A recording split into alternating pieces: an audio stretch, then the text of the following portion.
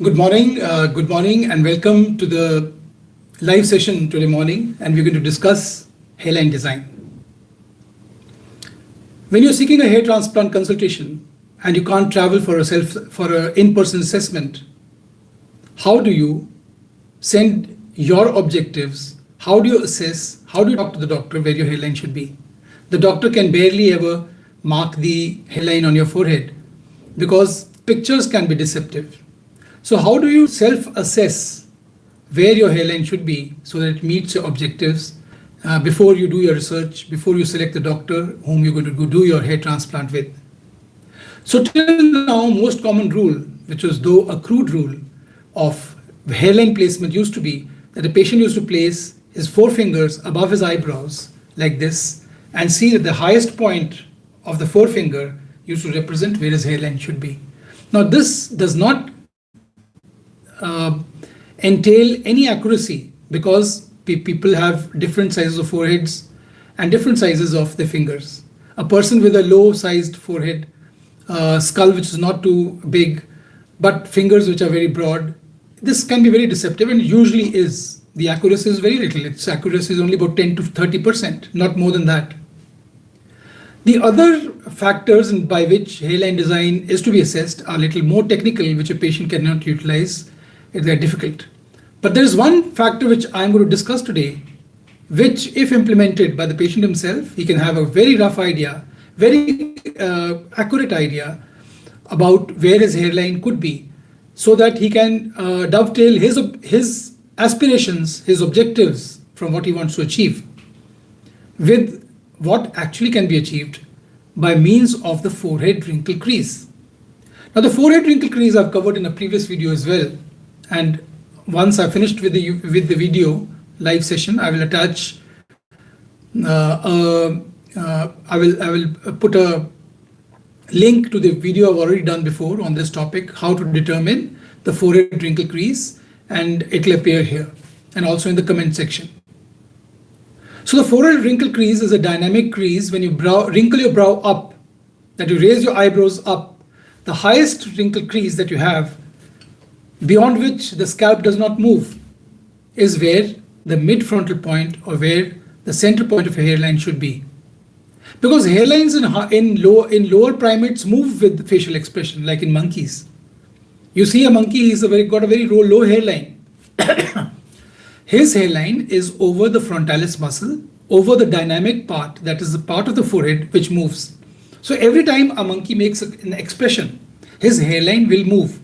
And this is not, which is a feature of the higher primates, that the humans. In humans, when we make facial expression, the hairline does not move. So if you plan a hairline which is lower than the highest forehead wrinkle crease, it's going to move and it's going to look unnatural every time you have an emotional issue.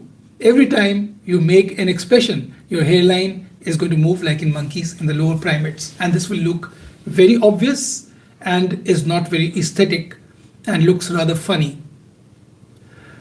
So mid frontal point should be made out by the method I told you, identifying the forehead wrinkle crease, the highest point of the animated forehead. Besides this, the other points that will be discussed with you when you reach the clinic will be the double light reflex. See, the forehead has a curvature. After the forehead is flat, and then there's a curvature and it goes back till it is flat table land over the top of the head, and then the vertex which dips down. So this transition from the vertical part of the forehead to the horizontal part of the scalp, the skull, this transition, when you shine a light from the front, will emit a double light reflex. This double light reflex has to be dulled when you when you make a hairline. This is where the hairline should cover the double light reflex.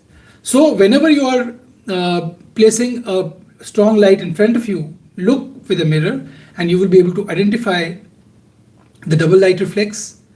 Along with the forehead wrinkle crease, this double light reflex will show you that where your hairline should be, where the mid frontal point should be, where you should seek your hairline to be designed with the patient in consultation with the doctor whom you're going to choose. And this will aid in online discussion. If you cannot reach the doctor, if you're taking consultations from different clinics the world over, you can't visit, of course, you can't visit clinics, each of these clinics, because right now good hair transplant clinics are dispersed the world over. And hair transplant is not limited geographically. So people seek out good hair transplant clinics all over the world. It becomes well nigh impossible for them to travel so much and show themselves to the doctor. But these aids which I've told you about which will help you in discussing your objectives, your goals with the patient, with the doctor better than just by a mere 4-finger rule, which is very crude. It is not very helpful if you are discussing your hairline with your doctor. So this was the talk for the day. If you have any questions about hairline design, if you have any other question, do let me know, and I'll put this topic in my back burner and discuss it in one of these live sessions. And what did you like about this talk today morning? Do let me know in the comment section below, so that I have a rough idea about what people expect from my talks and how this talk was helpful to them. So have a nice day and God bless you.